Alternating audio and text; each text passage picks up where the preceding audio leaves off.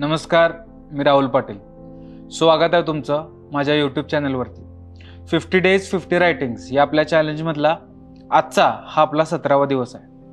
19 फेब्रुवारीला छत्रपती शिवरायांची जयंती आहे, त्यामुळे 17, 18, 19 हे 3 दिवस आपली रायटिंग्स ही शिवरायांसंबंधात असणार आहेत. आपण बघितलं असेल की मोठी बॅक स्टोरी आणि थोडंसं रायटिंग असं आपलं एकंदरीत पहिल्या 16 दिवसांचं नियोजन होतं.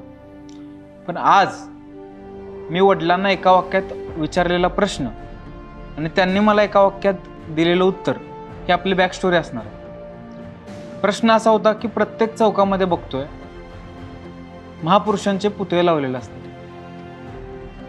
त्यांच्या मूर्त्या असतात, याचं कारण काय?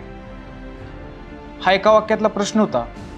वडिलांनी उत्तर असं दिलं की बाळा, काही माणसांच्या कीर्त्या अशा असतात की त्यांच्या मूर्त्या सुद्धा प्रेरणा देतात. बाकी सगळ्या मनाच्या कल्पना आहेत, या सगळ्याबद्दलच या कल्पनेतनंच मी एकदा असं लिहिलं होतं.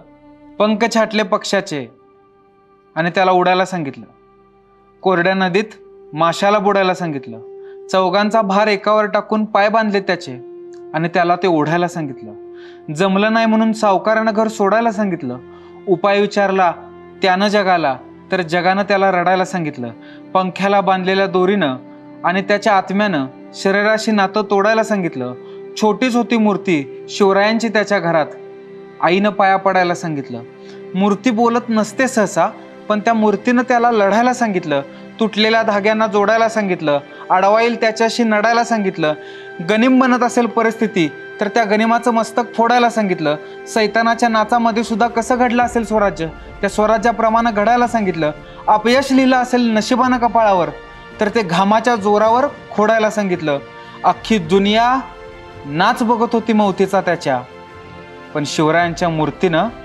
त्याला जगायला सांगितलं. हरणं मंजूर, मागं फिरणं नाही, मरणं मंजूर, घाबरणं नाही. धन्यवाद.